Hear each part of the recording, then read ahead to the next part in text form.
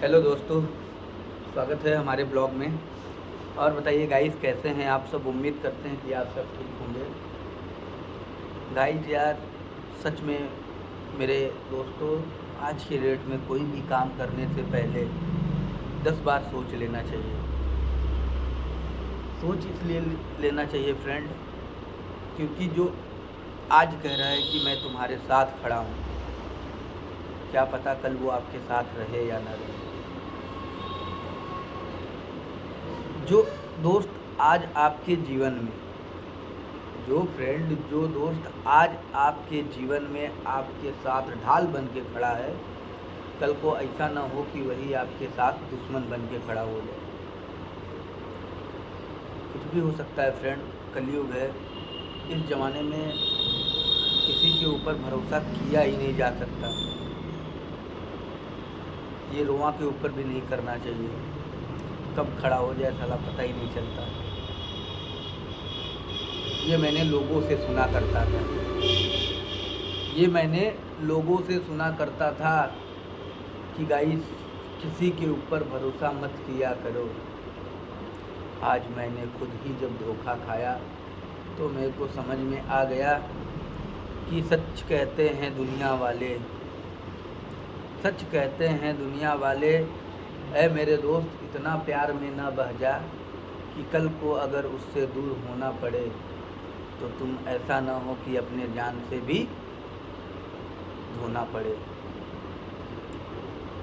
तो गाइस, कुछ कहानी ऐसी मेरी भी ज़िंदगी में आ गई थी फ्रेंड। करीब लॉकडाउन का समय चल रहा था, लोग टेंशन में बैठे रहते थे कि क्या करें। तो उस वक्त की जान और उस वक्त की टाइम पास लोगों का सबसे ज़्यादा फ़ोन ही था। जिसको अगर किसी के ऊपर नहीं भी केयर करना था तो उस वक्त लोग केयर कर लेते थे, क्योंकि वक्त ही ऐसी थी, हालात और समय ही ऐसा था कि लोग उसमें ऑटोमेटिक बह जाते थे। तो फ्रेंड, करीब लॉकडाउन के समय में मैं फेसबुक चला रहा था। एक दिन उस पर आया फ्रेंड रिक्वेस्ट, अक्सा खान के नाम से। अक्सा खान के नाम से फ्रेंड रिक्वेस्ट आया गई, तो हम ने जब देखा अक्सा खान के नाम से फ्रेंड रिक्वेस्ट आया था तो मैंने भी उसको एक्सेप्ट कर लिया। जब मैंने उसको एक्सेप्ट किया तो गाइस, करीब कुछ देर बाद उधर से मैसेज भी आया हाय का। जब हाय का मैसेज आया फ्रेंड, तो मैंने भी रिप्लाई दिया हेलो। रिप्लाई देने के बाद गाइस, बातें होने लगी। बातें होते होते इस कदर होने लगी कि समझ लीजिए कि एक दूसरे की बहुत ज़्यादा केयरिंग होने लगी। बाबू, सोना, हेलो, मोना, यही सब चलने लगा फ्रेंड। इसके बीच में जब ये सब चलने लगा गाइस, तो बात बढ़ते चली गई। गाइस, उस वक्त तो यही चल रहा था कि भाई लॉकडाउन चल रहा है, टाइम पास होना चाहिए किसी भी तरह। तो सब कुछ ना कुछ टाइम पास ही हो रहा था। हमें नहीं पता था कि इस तरह लोग उस टाइम पास को या उसी टाइम पास के साथ ऐसा हो जाएगा, आज जो सर दर्द बन के सर पे बैठ जाएगा। तो गाइस, करीब इस तरह बातें बढ़ते रही। उसके बाद फिर फेसबुक के ज़रिए भटके लोग चले आए कॉल पे, नंबर शेयरिंग हुआ, बात होने लगी काफ़ी देर तक। मतलब बातचीत होने के बाद जब इस तरह होने लगा तो फिर ये हुआ कि अब आगे भाई एकदम क्लोजिंग की बात, क्लोजिंग होने लगी। लास्ट में ये हुआ कि मिलना जुलना तक कि मिलना जुलना भी हुआ गाइस। मिलना जुलना इसलिए हुआ, लोगों ने फिर ब्लैकमेल करना चालू कर दिया, हाथ काटना, जान दे दूँगी, मैं मर जाऊँगी। इस तरह गाइस करीब काफ़ी दिन चला। उस वक्त लॉकडाउन चलता था। तो किसी तरह अच्छा लॉकडाउन जब ख़त्म हुआ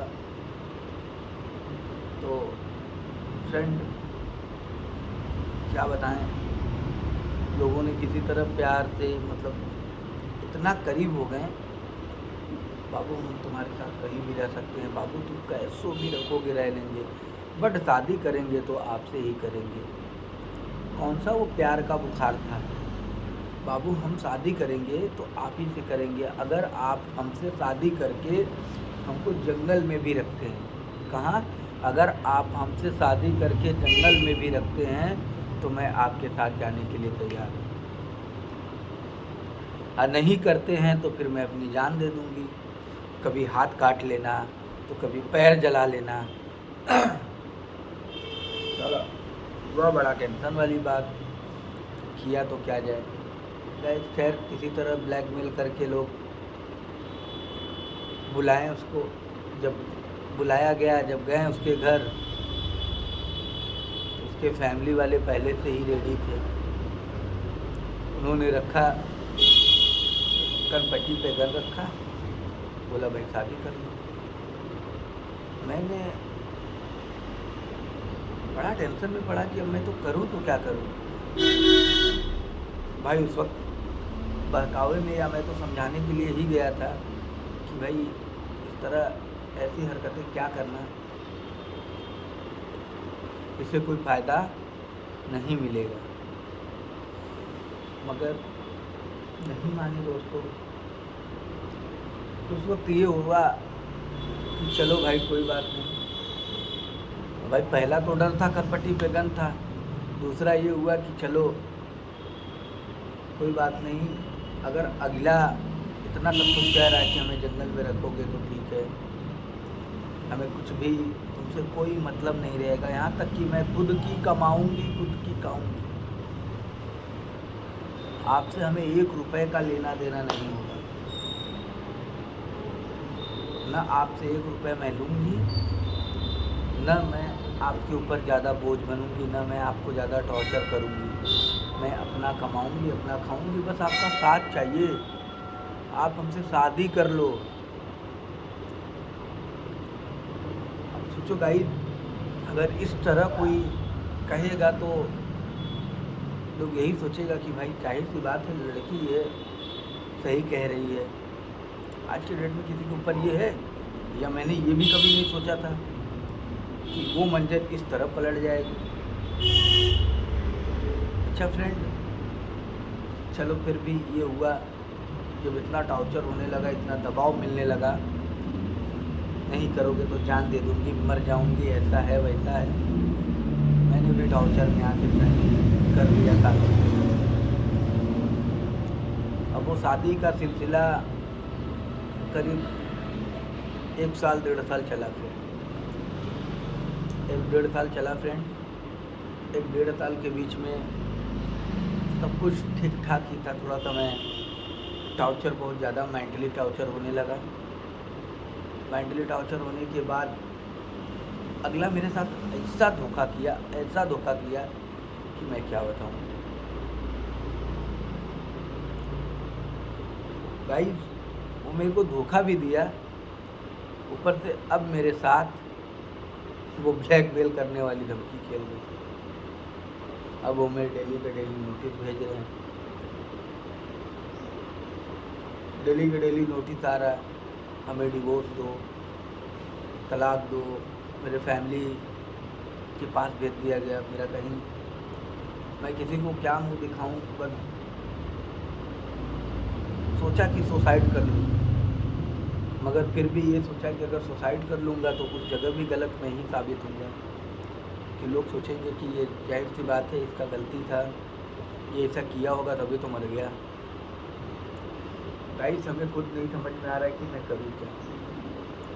इसीलिए छोटा सा ये ब्लॉग बनाया आप सबके लिए। अगर इसमें थोड़ी सी, अगर आप सबको सुझाव देना हो, थोड़ा सा भी कुछ करना हो, तो गाइस प्लीज़ इस टेंशन के लिए हमें थोड़ा सा कमेंट करके ज़रूर बताइएगा कि इससे मैं कैसे छुटकारा पाऊँ।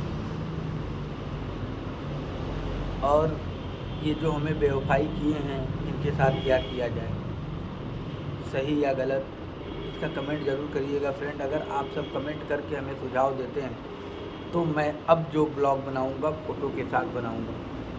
अब कैसे कैसे क्या हुआ सब प्रूफ के साथ।